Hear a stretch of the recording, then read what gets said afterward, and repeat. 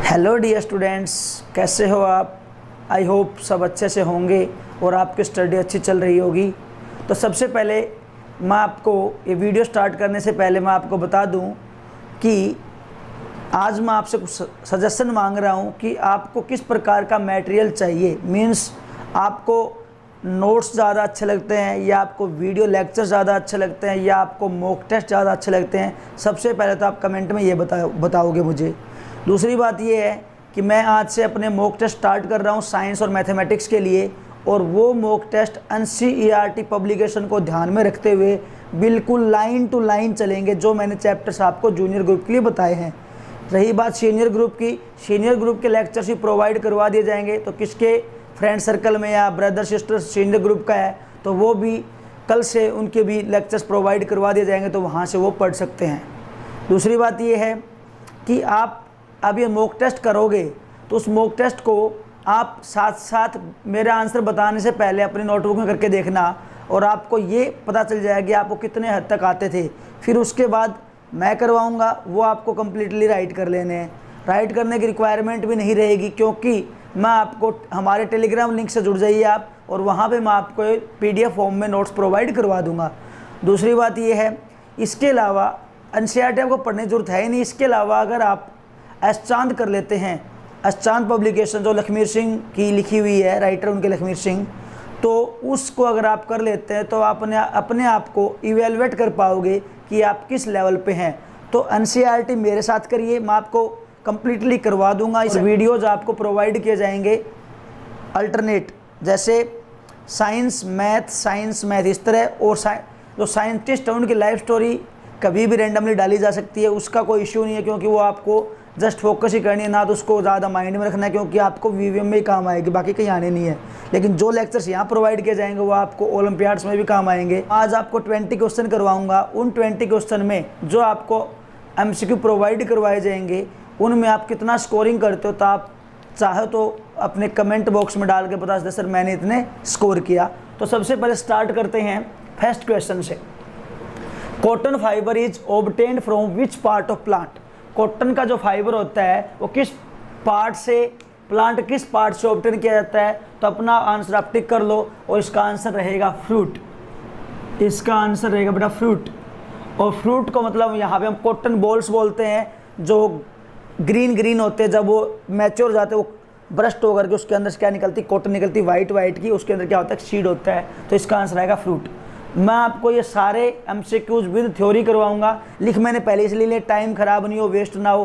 कोशिश यही रहती है कि आपका डाटा कम ख़राब हो और प्लस आपका टाइम भी कम वेस्ट हो, उसको ध्यान में रखते हुए मैं ये चीज़ करवा रहा हूँ। अदरवाइज मैं डायरेक्ट भी करवा सकता हूँ।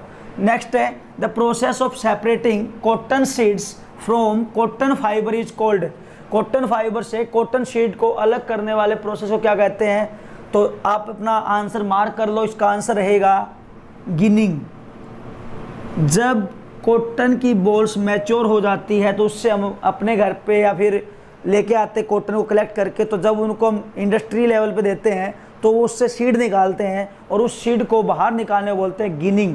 तो लास्ट ईयर में यहाँ से ये क्वेश्चन एग्जाम में आया था, पहले बता रहा हूँ, लास्ट VVM के अंदर ये एग्जाम में आया था, और इस चैप्टर से क्वेश्चन बनते ही बनते, इसलिए मैंने सबसे पहला फाइबर टू फैब्रिक ही लिया है।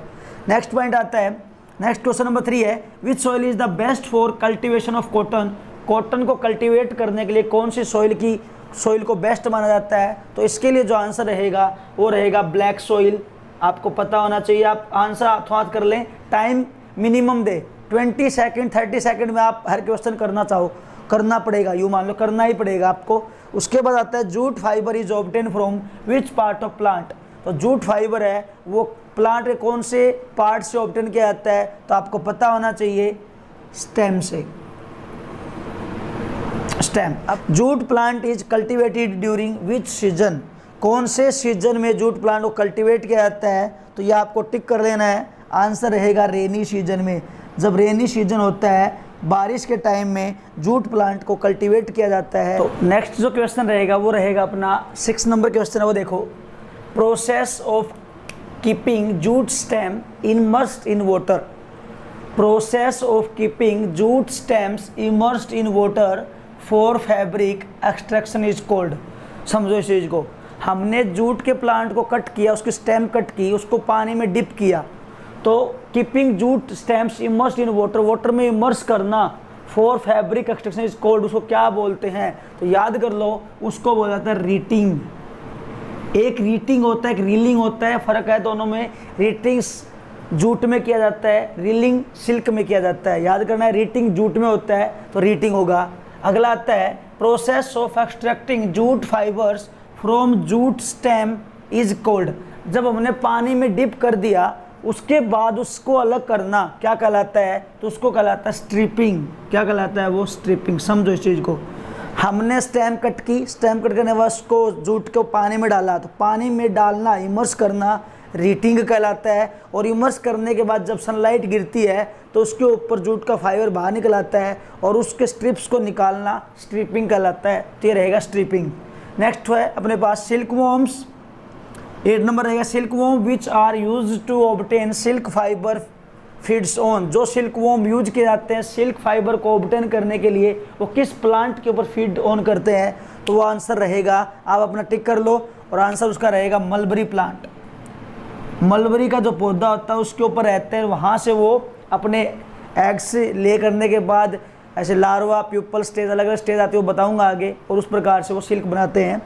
नेक्स्ट आता है rearing of silk worm for producing silk is called, silk worm को रियर करना, पालना किसके लिए? सिल्क प्रोड्यूस करने के लिए क्या कहलाता है? तो ऑप्शन रहेंगे silk farming, silk worming, sericulture, both A and C. Answer आपका, कई बच्चों का आंसर जाएगा सेरिकल्चर के ऊपर। बिल्कुल सही सेरिकल्चर, लेकिन इसको सिल्क फार्मिंग भी कह सकते हैं, इसलिए मैंने ऑप्शन डाल दिया both A and C. Next question रहेगा process by which silk fibers are taken out from cocoon, silk का जो फाइबर होता है वो कोकून जो उसके होते हैं, जिसको स्टेज होती है अलग अलग, उससे अलग करने को क्या बोलते हैं? तो मैंने बताया था रीलिंग का है, रीलिंग, ये था रीलिंग। रीलिंग होगा। रीटिंग जो वर्ड आएगा ये किस में आता है? जूट के अंदर, तो क्या रहेगा? रीलिंग बोलते हैं। तो ये आ गया आपके 10 क्वेश्चन। हाँ, तो नेक्स्ट अपना क्वेश्चन नंबर 11 रहेगा world's largest silk producing country. बहुत अच्छा क्वेश्चन है, और वर्ल्ड में सबसे लार्जेस्ट जो प्रोड्यूसर कौन है? वो चाइना है। कौन है? चाइना। अपना टिक कर लेना answer, China. Silk fibres obtained from silk worm are made up of, जो सिल्क वॉर्म से जो सिल्क निकलता है, ऑब्टेन होता है, वो किसके बने होते हैं? तो उसमें कौन सा न्यूट्रिएंट होता है? तो आपको बताना है प्रोटीन।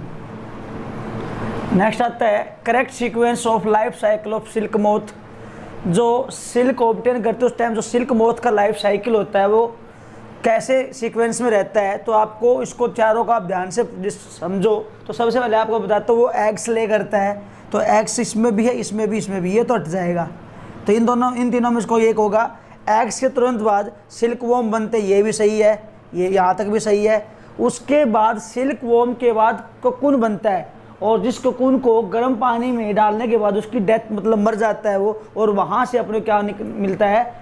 सिल्क। तो उसके बाद बनेगा कोकून। तो कोकून यहाँ भी है और यहाँ भी है, मतलब ये भी हट गया। बात आती है किसकी?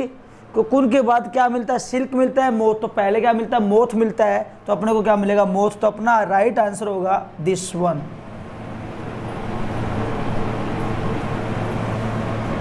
नेक्स्ट है silk is obtain from which stage of silk moth. बहुत अच्छा क्वेश्चन है। सिल्क मोथ की कौन से स्टेज से अपने को सिल्क ऑब्टेन होता है? तो आपको याद करना है प्यूपल स्टेज से। जब उसमें लार्वा के बाद जो प्यूपा बनता है, लार्वा के बाद उस स्टेज के अंदर अपने को क्या मिलता है? सिल्क मोथ से अपने को क्या मिलता है? सिल्क मिलता है। और ये प्यूपल स्टेज कितने दिन की होती है? तो अगले क्वेश्चन में यही है। तो ये होती 25 से लेकर 30 डेज में। ठीक है, लार्वा एंटर्स प्यूपल स्टेज कितने दिनों में करता है? तो 25 से लेकर 30 डेज के अंदर करता है। तो इस प्रकार से आपके 15 क्वेश्चन हो जाते हैं। अगले 5 क्वेश्चन और राइट कर रहा हूँ, उनको आप फोकस कर, फिर अपना सभी स्कोर बताना कितना क्या रहता है। क्वेश्चन रहेगा अपना क्वेश्चन नंबर 16।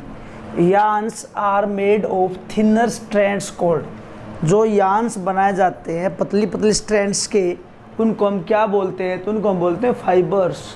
ये आपका लगभग फर्स्ट पेज पे ही क्वेश्चन बनता है। The process of obtaining yarns from fibre is called, ऐसा प्रोसेस जिसमें यार्न को ऑब्टेन किया जाता है फाइबर से, उसको हम बोलते हैं स्पिनिंग। क्या बोलते हैं? स्पिनिंग। नेक्स्ट है risk faced by workers working in an industry are called. Risk faced by workers working in an industry are called. Industry में काम करने वाले वर्कर्स को जो कुछ रिस्क फेस करने पड़ते हैं उनको क्या बोलते हैं? तो उनको वर्कर हजार्ड बोलते हैं यार, इंडस्ट्री रिस्क या ऑक्यूपेशनल हजार्ड या नन ऑफ दीज। इसका शॉर्ट फॉर्म है नन ऑफ दीज बोलते हैं। तो इसका आएगा ऑक्यूपेशनल हजार्ड। इंपॉर्टेंट है। मान लो सिल्क की जो एक इंडस्ट्रीज में जो काम करने वाला उसको मान लो कोई बीमारी होगी, उसको बीमारी का नाम क्या होता है? सिल्क वाले का उसको या तो रेस्पिरेटरी प्रॉब्लम हो जाएगी या फिर उसको कोई मस्कुलर प्रॉब्लम हो जाती है, तो उसको बोलते हैं ऑक्यूपेशनल हजार्ड।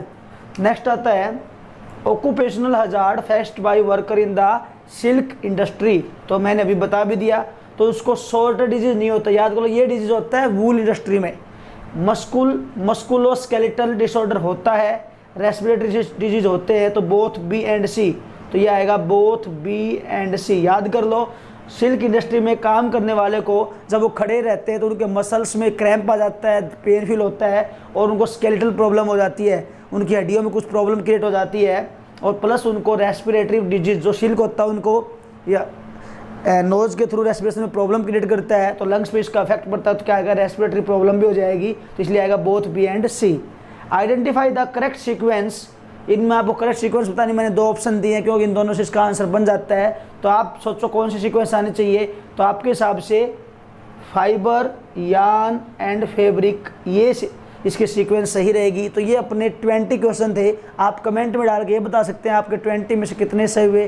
कोई दिक्कत नहीं है, 1-2 गलत हो जाते हैं तो कोई बड़ी बात नहीं है, गिरोगे तभी तो उठोगे, सही है ना। तो वही अगर आपका यहाँ पे गलत हुआ तो आपको याद भी तो हुआ कि हम चैनल का लिंक हमारे लिए ये रहेगा साइंस फॉर अचीवर्स। इस पर आप इसके ऊपर ऐसे का लोगो आएगा, ऐसा कुछ लिखा, और वहाँ पे आप हमें ज्वाइन कर सकते हैं क्योंकि यहाँ पे आपको PDF और नोट्स प्रोवाइड करवाए जाएंगे जितने भी होंगे वो। प्लस जूम की बात है, अभी तो कोई मन में नहीं था, लेकिन जितनी ज़्यादा क्वेरीज आ रही है तो जूम के अंदर लाइव इंटरेक्ट हो जाते हैं, लेकिन वहाँ पर प्रॉब्लम ये आती है कि मुझे आपको म्यूट करना पड़ेगा, आपकी क्वेरीज नहीं ले पाऊँगा क्योंकि आपको ही पता है कि जूम ID पासवर्ड में डिस्टर्बेंस बहुत क्रिएट करते हैं, इनको आप अनवांटेड पार्टिकल्स कह सकते हो केमिस्ट्री की भाषा में। तो हमें उनसे कोई लेना देना नहीं है। तो हमें तो 8 to 8:40 AM का टाइमिंग रहेगा।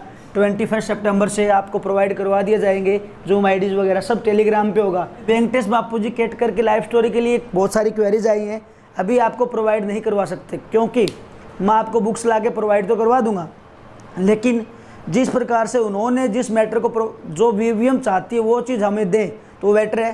तो वो करें ना जो उन्हें चाहिए, तो उसके लिए हमें कुछ दिन वेट करना पड़ेगा। लगभग 4 से 5 दिन बाद उनकी तरफ से एक PDF आ जाएगी। उस PDF में जो मैटर रहेगा उसका ब्रीफली आपको मैं प्रोवाइड करवाऊँगा शॉर्ट वे में और सिंपल वे में। तो उसके लिए आपको कुछ टाइम और वेट करना पड़ेगा। बाकी मेरे पास है नोट्स, मैं चाहता हूँ कि कुछ अच्छा दें, आपको क्वालिटी दें, क्वांटिटी ना दें। मैं आपको ऐसे 20 पेज लिख के दे दूं और ये लो बेटा, नहीं, क्वालिटी देनी है। और क्वालिटी दूंगा तो आपको क्वालिटी से आप बाहर भी आओगे, क्वालिटी से निकलोगे तो आपको क्वालिटी से निखरता है बंदा।